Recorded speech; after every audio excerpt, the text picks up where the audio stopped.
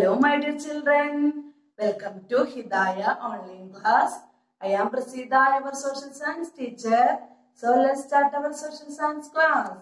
Okay. In previous classes, we have discussed about Indo-Islamic style of architecture during Sultanate period. Today, we are going to discuss about constructions in South India. Shall we start? During the medieval period, beautiful constructions were made in South India.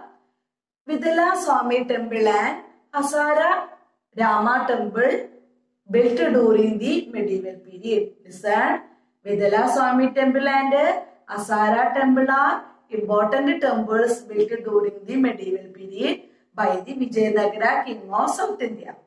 Shall we check what are the important characteristics of the construction?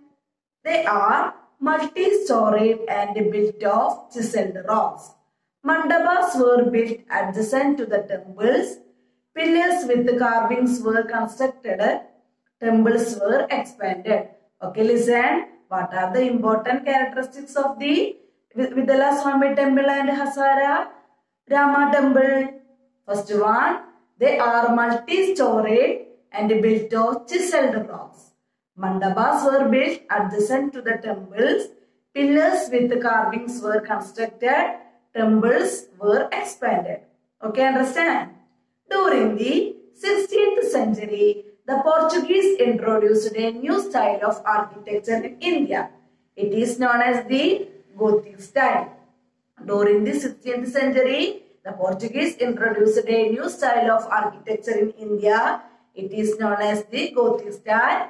Pointed towers and arches are the major features of this style. Pointed towers and arches are the major features of this style.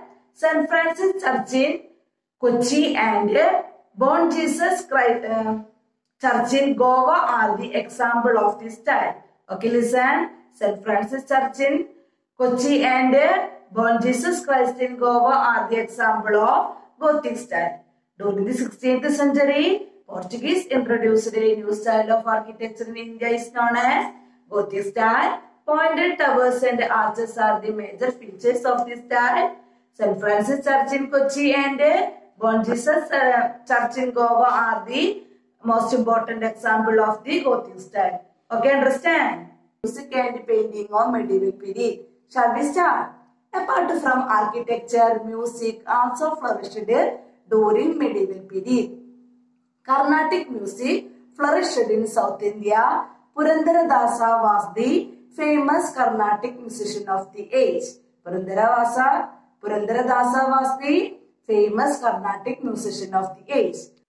During the Sultanate and Mughal period, the influence of Persian music gave birth to new style of music. It is known as Hindustani music. Amir Khusro, Tansen, etc. were the famous musicians of the period. Okay, Amir Khusro and Tansen were the famous musicians of the period. Qawwali is a form of music developed during this period. It is a form of music developed in Ganga, where Sufis stay in residence.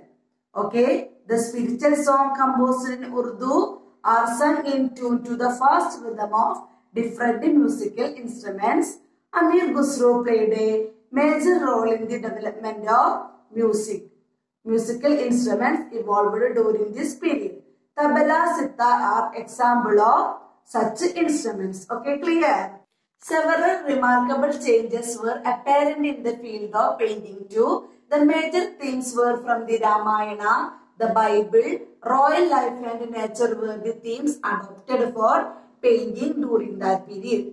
Next, we discuss about literature of medieval period. In addition to the progress in the field of architecture, music and painting, literature also gained much advancement in medieval period. Okay, the Bhakti movement formed in South India was based on deep love and devotion towards God. The Bhakti movement formed in South India was based on deep love and devotion towards God.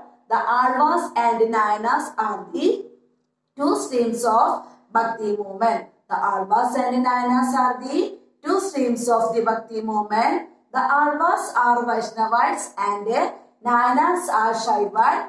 The ideals of this movement spread to North India by the 14th century. Guru Nanak, Kabir Das, Tulsi Das, Surdas, Tukaram, Mirabai and Chaitanya were the main propagator of the Bhakti movement in North India. Listen, Guru Nanak, Kabir Das, Surdas, Tulsi Das, Tukaram, Mirabai and Chaitanya were the main propagators of Bhakti movement in North India. Okay, clear? The Bhakti movement strengthened the vernaculars. The Bhakti movement strengthened the vernaculars. The poet of Bhakti movement wrote in the language of common people. The poets of Bhakti movement wrote in the language of common people.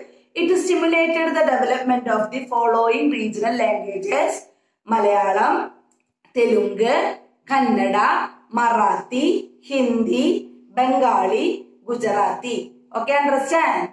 Next is Sufi movement. The Sufis rejected the luxurious life and gave importance to spiritual life. The Sufis rejected luxurious life and gave importance to spiritual life. The term Sufism was derived from the Arabic word Suf, Khoja, Moinuddin, Chishti, Nizamuddin Auliya, etc. were the propagators of Sufism. Listen, next one is Sufi movement. The Sufis rejected luxurious life and gave importance to spiritual life. The Sufis rejected luxurious life and gave importance to spiritual life. The term Sufism was derived from the Arabic word Suf. Khoja, Moinuddin, Chishti, Nizamuddin Auliya, etc. were the propagators of Sufism. The Sufi movement played a major role in the development of the Urdu language. Urdu was formed by the hybridization of Arabic, Persian and the Indian languages, Hindi and Sanskrit. Several books were translated into Persian during the medieval period. A department exclusively for translation functioned during the reign of the Mughal Emperor Akbar. Shall we check some major literary works and regional language and their authors? Malayalam, Adhyatma Ramayanam by Ezhuthachan. Tamil, Iramavadaram or Kamba Ramayanam by Kambar. Hindi, Ramacharitamanasam by Tulsidas. Telugu, Mahabharatam by Nannaya. Kannada, Vikramarjaniya Vijayam or Pamba Bharadam by Pamba.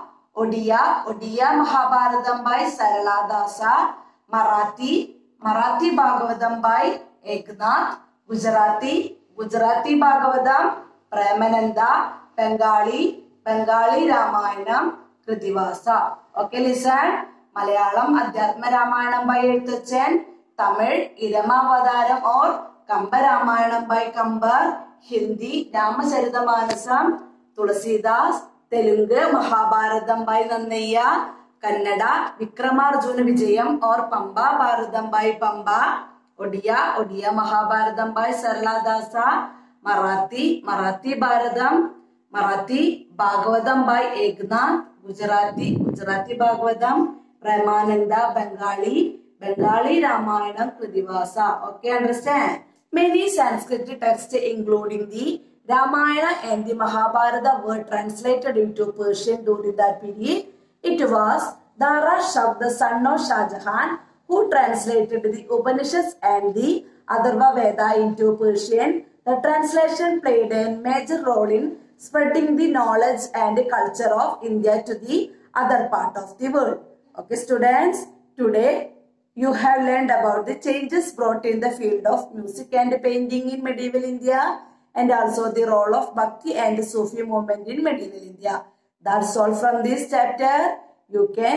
Any doubt from this chapter, you can ask me. Have a nice day. Okay.